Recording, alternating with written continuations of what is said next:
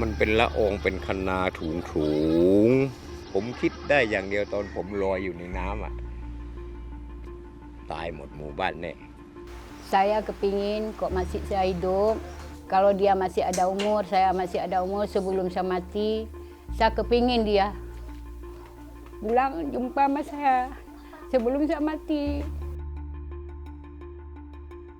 2艘印尼海岸警卫队的船只残骸孤零零地停在绿地和树丛之中。这是印度尼西亚亚齐省首府班达亚齐的居民区。在班达亚齐，这样的奇特景观并不罕见，有的甚至成了旅游景点。不过，对于住在残骸边上的萨乌达一家，这是天灾留下的痕迹，也无时无刻提醒着他们那场20年前发生的惨剧。2004年12月26号，印度尼西亚苏门答腊岛北部外海发生9.1级大地震，进而引发浪高17.4米的海啸，席卷印尼、斯里兰卡、印度、泰国还有其他9个国家的临海地区，将近23万人遭巨浪吞噬，200多万难民流离失所。当年海啸席卷的景象，64岁的萨乌达至今记忆犹新。Waktu kejadian pertama kami di rumah, udah tuh kami keluar, mana waktu gempa, udah tuh anak mau lari semua. Saya bilang suruh lari ke masjid.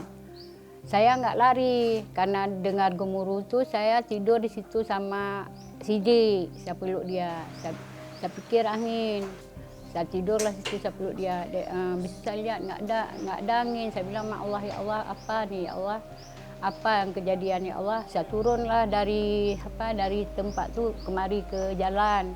Sampai ke jalan saya lihatlah air dari ujung sana udah jalan kayak ular. Sampai saya lari ke belakang masjid. Sampai belakang masjid saya turunin. Dibilang Mak Sidik waktu saya lari, "Mak turunin Sidik, Mak Sidik biar lari sendiri." Enggak saya turunin enggak karena kita rangkul terus dia. Sampai ke belakang masjid saya turunin. Pas saya turunin kayak itu saya turunin, datang air sebelah kiri sama sebelah kanan dihampar sama air. Naiklah saya itu. Berpisahlah saya sama dia. Saya dibawa sama arus tapi saya tidak tenggelam. Dia bawa sama arus ke dalam rumah di belakang masjid tu, masuk dalam ruang-ruang tu。萨乌达奇迹般的在附近的房子找到避难所，最终成功获救。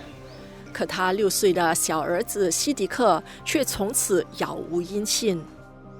海啸过后，一些幸存者告诉萨乌达，他们曾在难民里看到过西迪克。Kami tidak berziarah, cuma mencari dan berdoa. Saya selalu memposting di media sosial untuk menemukan adik saya itu. Juga teman-teman yang ada di daerah baik di Jawa maupun di Medan, saya kabari, saya kirim gambar. Semoga adik saya bisa kembali. Jikapun dia masih ada, saya berharap dia pulang untuk jenguk ayah sama ibu. Walaupun nantinya dia tidak mau tinggal bersama kami。萨乌达一家怀揣希望，梦想能够跟西迪克再次团聚。在距离他们400多公里外的泰国潘雅府渔村班南肯，59岁的班雷正在巡视海岸，查看附近海域是否有异样。每当他眺望海天相交的地平线，总能想起20年前那个不太寻常的上午。น้ำก็อยู่ตัวปกติน้ำในเนี่ยปกติแต่มันผิดปกติตอนที่ว่า15ค่ำน้ำแบบตี10เนี่ยมันเริ่มจะเต็มแล้วแต่นี้มันอยู่นิ่งคือ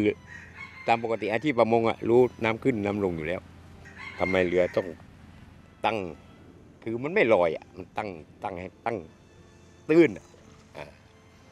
ก็ไม่สนใจอะไรก็ไม่ได้คิดอะไรก็เดินเก็บทีนี้พอเห็นปุ๊บมันคืออะไรมันคืออะไรมันเป็นละอองเป็นคณาถุงเป็นฝุ่น เต็มพื้นที่อะถ้ายืนตรงนี้เต็มหมดอะทีนี้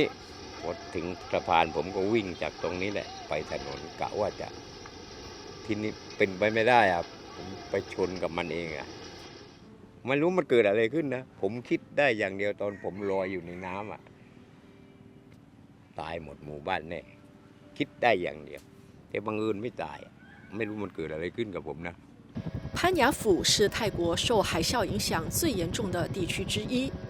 包括外国游客在内，共有5400人死亡，至今还有数百名遇难者身份不明。海啸来临时，班雷的家人被分散到了各地。幸运的是，全家人都逃过一劫，活了下来。20 ปีเนี่ยผมไม่ลืมครับผมไปช่วยเด็กผมไปทำอะไรที่มันลอยมาที่มันมากับน้ำอ่ะช่วยได้ก็ช่วย灾难过后，班雷放弃了渔夫生涯，利用自己熟悉潮汐规律的经验，成为志愿海啸观测员，为防治海啸灾害尽一份力。他所在的班南肯村也建立了一套包括避难所、撤离路线和警报广播的灾害应急系统。每个星期三上午，班雷都能听到广播里飘来的国歌，那是测试警报系统是否正常的惯例，也代表着幸存者居安思危的意识。而萨乌达一家也慢慢走出灾难阴霾，在被海啸摧毁的旧家遗址上建设新家园，祈祷西迪克有朝一日能找到回家的路。